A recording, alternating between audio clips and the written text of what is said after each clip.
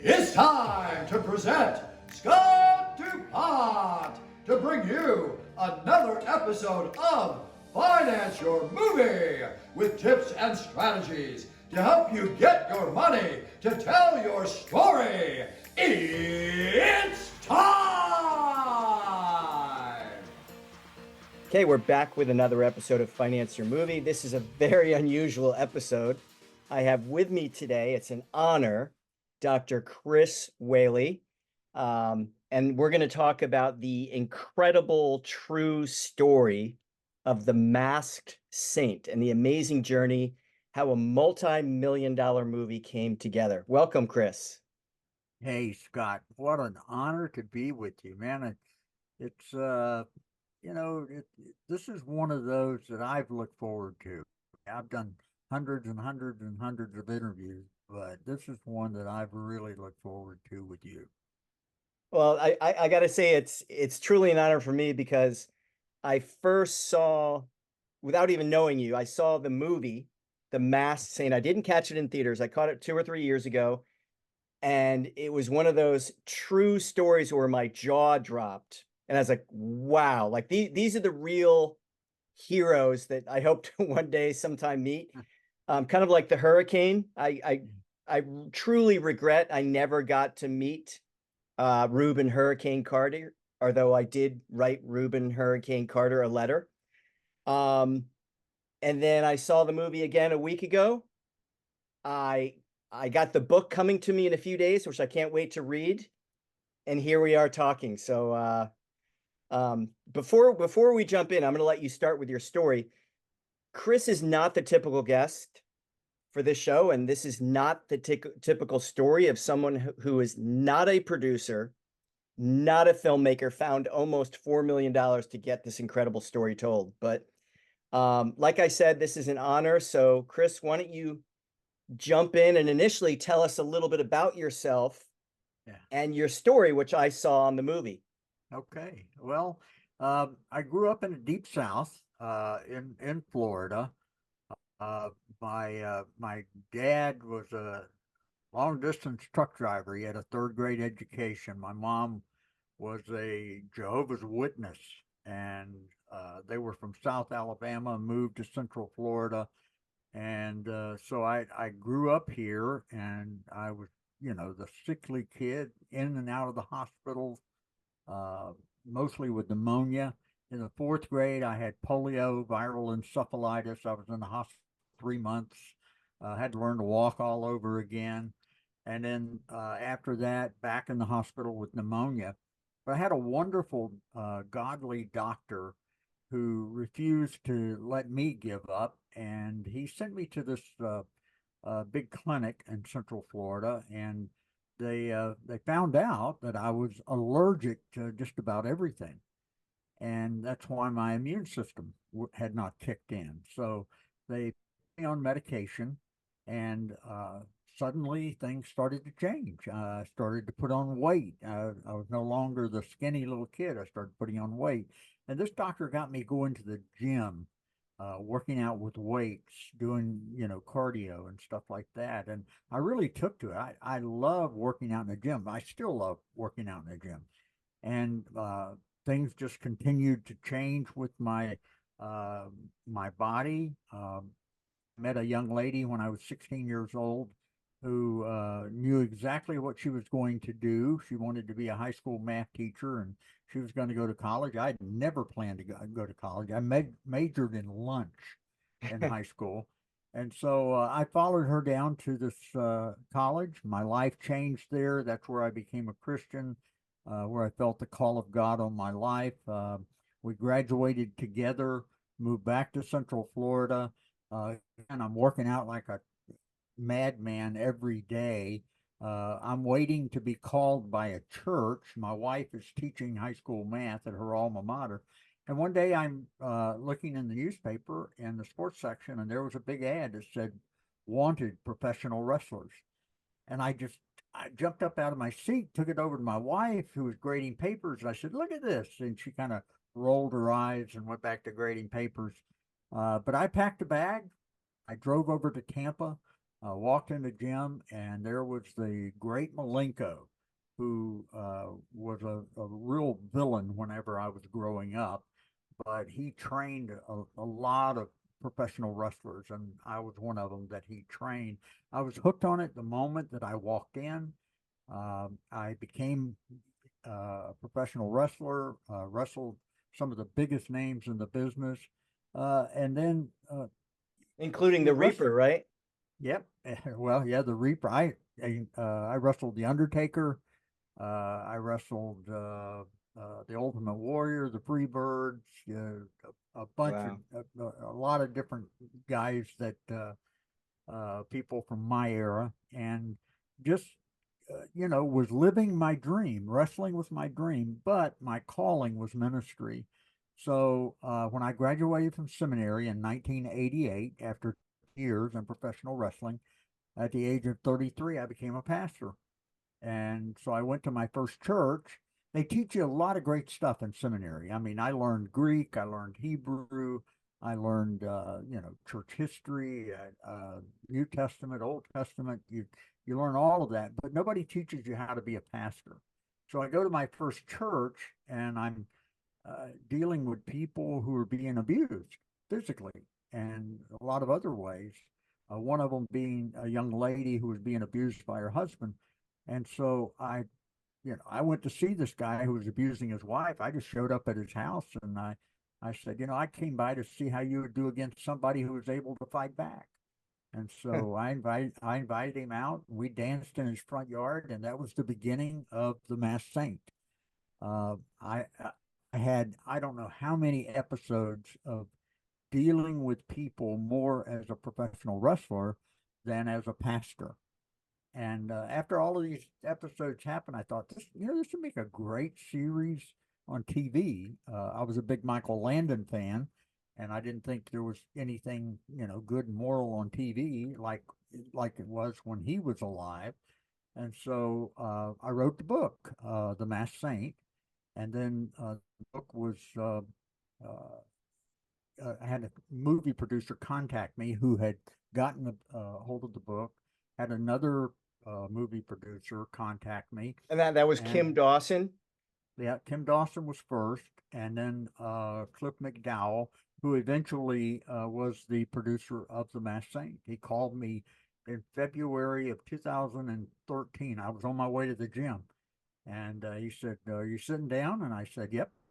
Matter of fact, I am. I'm driving. And he said, "Well, you might want to pull off the side of the road." And I pulled over, and he said, "Hey, we're going to make your book into a movie." And I was just blown absolutely away. And that was it, man. They had a script written, and in November of 2013, uh, the movie was made. It went into theaters in January of 2016. Uh, After the theater run, it went on Netflix for 3 years. Currently, it's on um, Amazon Prime. It's on Tubi. It's on PureFlix, and so it's still out there. And Scott, there's not a week that goes by that I don't get a email or a message on Facebook from somebody who saw the movie. Got one today from a lady reaching out to me, and just to say that she had watched the movie. She said it was a God thing when I watched it, and she just told me what she was going through. So uh, Amazing movie. I want to go through the beats a little bit for our audience. So, um, first you got picked on as a little kid before you yeah, started lifting weight, right? So that was probably the genesis yeah, to finally standing up for yourself and eventually right, standing up for other people. Did right. you ever wrestle at all in grade No, school? no. Uh, uh, my dad had a third grade education. You learn sports from your dad. My dad didn't know any sports whatsoever. Wow. He did love wrestling though. That's what he called it, wrestling. Uh, but he never played baseball, football, tennis, golf, anything. He never played any of those, and so I didn't play sports whenever I was growing up either. But Okay. I did watch a lot of professional wrestling. When you're in the hospital, And late at night, there's nothing to do. You turn it on. I guarantee you can find professional wrestling. And so that's how I got hooked as a kid. So fast forwarding a little bit to the movie, I don't want to give too many spoilers out. You have to see this movie, The Masked Saint. But in the movie, you were literally like shown going from work, putting on your mask, Mhm. and in some cases beating up drug dealers and pimps. Like that really happened? Yeah, yeah, yeah. I Wow. told you that it was a rough town where my first church was located. I mean, you're Well, like the Green Hornet in real life. You're like well, I did an interview a couple of years ago, and it kind of hit me whenever I was doing the interview. I said I was the equalizer before Denzel and Queen Latifah. great. Yeah, great comparison. You were like a an equalizer. Yeah, yeah. So I want to go back to the beats of actually how the movie became a reality. If we can drill down a little bit, you wrote the book. You had never written anything, No, but you never wrote the had. book. You got it out there.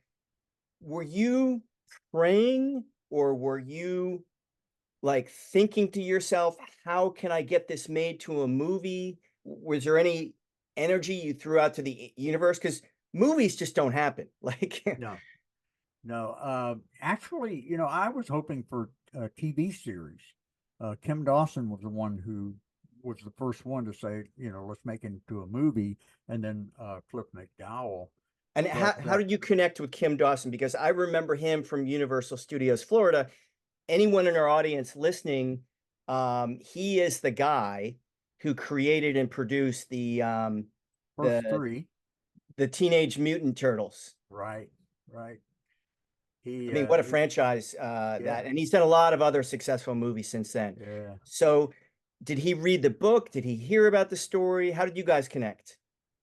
My wife worked with his wife. I mean, excuse me, my sister worked with his wife in the school system, and my sister gave his wife a copy of my book, and then she ended up giving it to Kim, and Kim read it, and he had just made his first faith-based movie called Letters to God, and so he was interested in making another faith-based movie, and so that's how that ended up in his hands. He was a great guy. Yeah, he Was is. was you know talking with him for almost a year before he switched gears and changed his mind and was no longer interested in it. And that's when it went to Cliff McDowell in Canada. Okay, without naming any names and throwing any dirt on anyone, Hmm. apparently there was somebody working with you that just Right, didn't know the business, and that kind right, of fouled things up. right. Because Yeah, it's a huge undertaking, even for someone like Kim Dawson right, to get the right. money. I mean, it's no small feat to get millions and millions of dollars. Yeah. Yeah, I had someone representing me that just not being a help, but being a hindrance and pushing people away instead of drawing people in, especially when you have someone that reaches out to you to do this. And so that was just That a must have been a real, heartbreak because yeah, Kim Dawson probably gets 100 scripts thrown on his desk a month, yeah, and yeah, he picked he your did. book. Yep, that was a heartbreak. So anybody in movies and you got somebody representing you, yeah, you better make sure you know all about them and know how they deal with people because there are just some people who don't deal with people very well, and that was my case with this person. Not only did he, rub Kim Dawson the wrong way, also rub Cliff McDowell. Cliff McDowell, who did the movie, actually cut it off and said, "I don't want anything to do with you guys anymore." So And just to I, connect the dots here for the audience, right, Kim got frustrated. He really wanted to do it, but he said, "Hey, I can't deal with you guys anymore. I'm off the project." So the rights came back to you, and then this guy Cliff contacted you, another right, producer. right. Yeah, Cliff flew down from Ontario. He flew down to Disney World and met me. Was very interested, and then the person representing me turned him off too, and he cut it off. But then I rebuilt the relationship with him.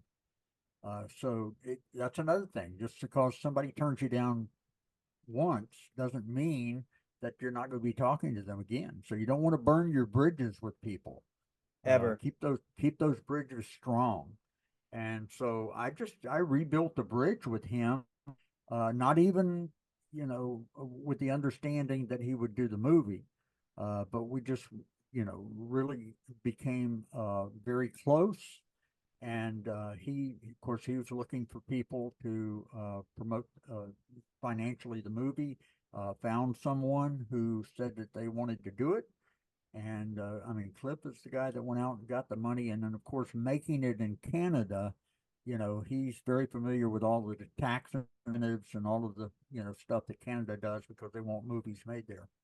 And he ended up, so this producer, Cliff, he Right. ended up finding one single investor.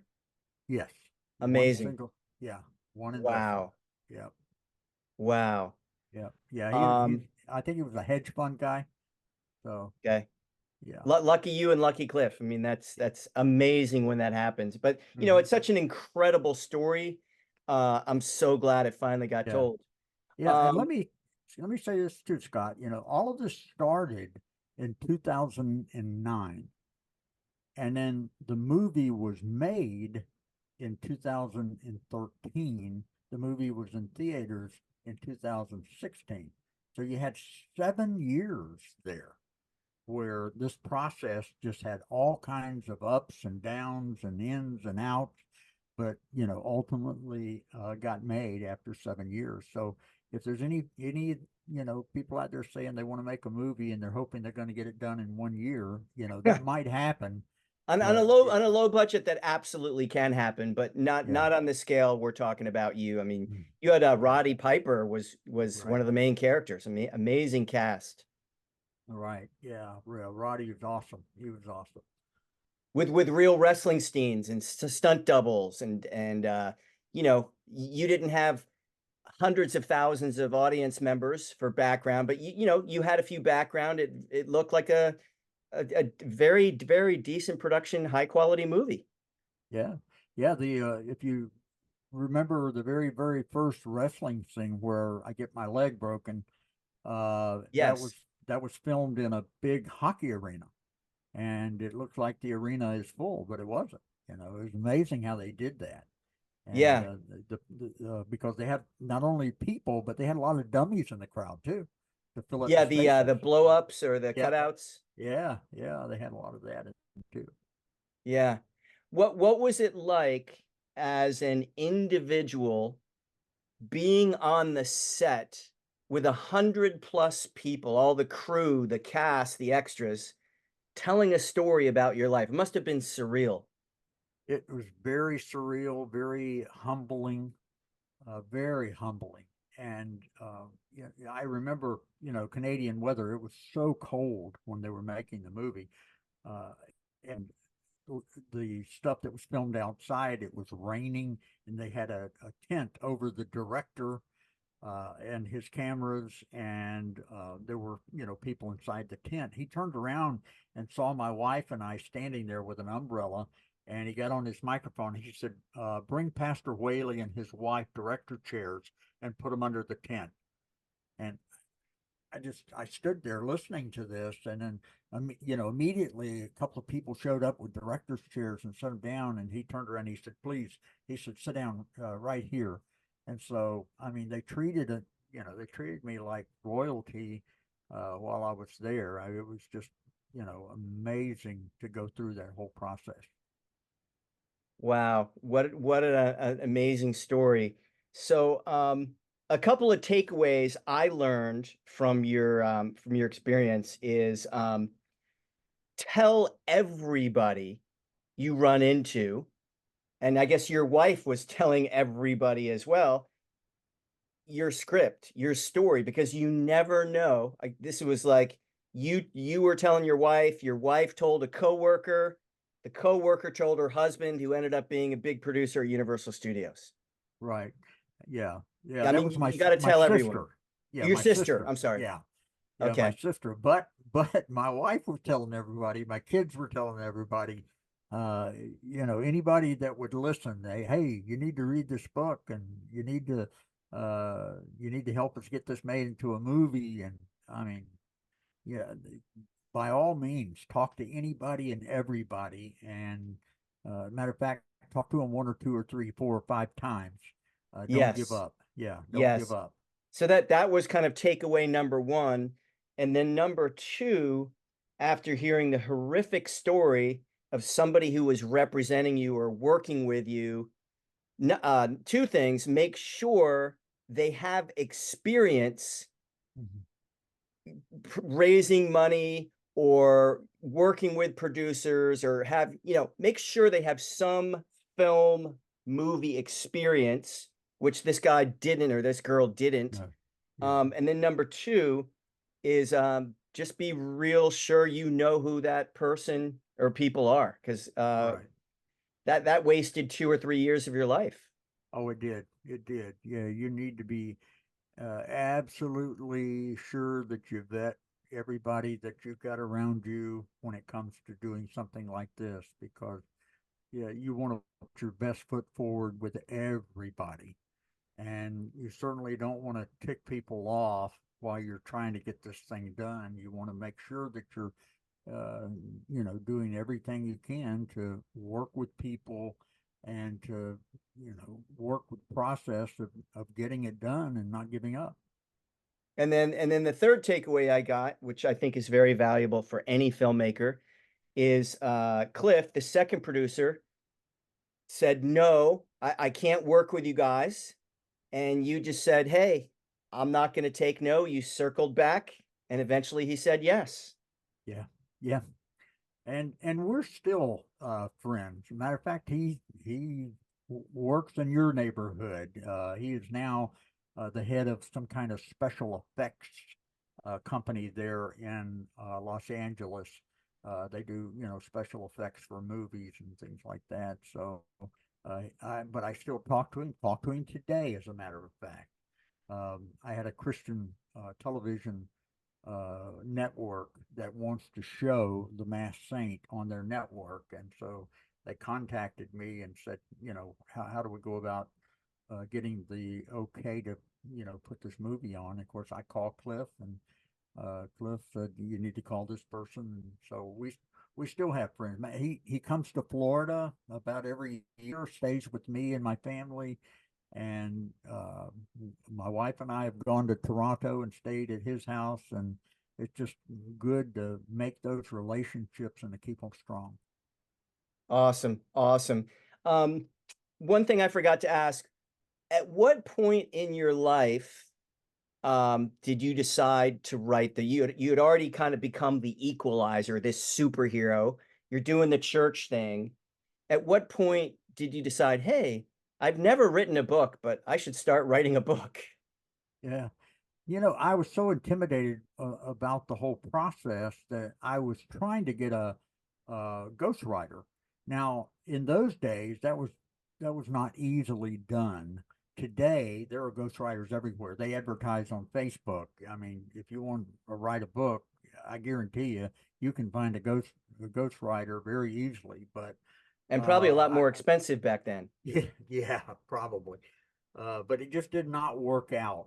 And, this is the day of the personal computer. And there was a Saturday afternoon. I was just sitting at the computer and I started writing. And one of the reasons why The Masked Saint was so easy for me to write is because it happened, and Amazing. when you just try to remember the details of what happened. And, I made chapters out of them, 8 chapters in the book.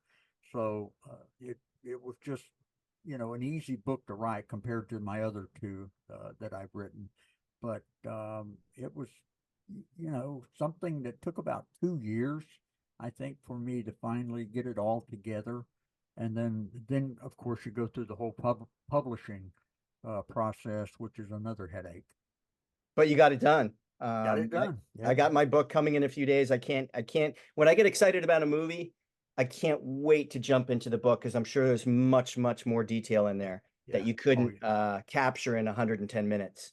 Right. Well, plus there were things that happened in the book that happened outside that they had to bring inside because it was 20 degrees and the wind was blowing. So they changed, they changed some of those things. They took some liberties, and you'll see that when you read the book. And really, they I don't want to let this get by without saying that the star of the movie really is not me. The star of the movie, excuse me, the book, the star of the book is Miss Edna, who was a little Oh, African American interesting. lady. Now in on the movie, they The brought her why up the to wise lady. yeah, they brought her up to real time. She's played by, the beautiful Diane Carroll, who passed away a few years ago. But she was so beautiful and such a sweet lady. Uh, but she, they brought her up to real time. But Miss Edna was from my childhood, and which was incredible in the '60s in the South for a white kid to have a black mentor. That was just unheard of. But every chapter of my book is really a lesson that I learned from Miss Edna when I was growing up because she was just a big influence in my life. Interesting, interesting. So you're not a movie producer, you're not a filmmaker, you're not a writer, but you just wrote another book called In Case Our Millionaire Flicks audience is listening. You wrote a script. I just or actually a script I just read, Harold's Heavenly Christmas. Tell us a little bit about that. Yeah, when you write a book and it's made into a movie, it kind of spoils you. And I was saying, what I write that would also have the good opportunity to be made into a movie.